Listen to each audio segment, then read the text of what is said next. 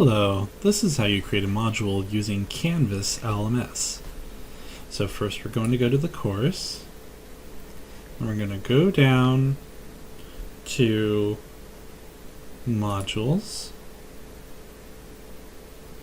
and we're going to create a new module, give it a name. You'll also have the time of picking a date that it unlocks at.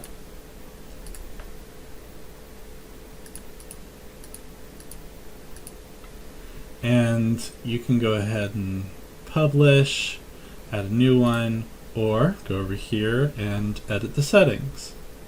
So for here, we're going to go ahead and add an item. So we're going to add, let's do a text header.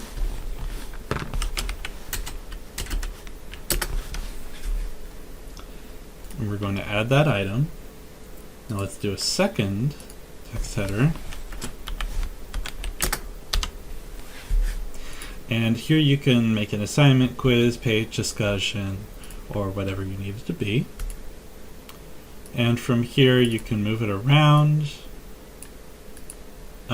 And if you go into the settings here, you can choose to indent to a certain amount of levels.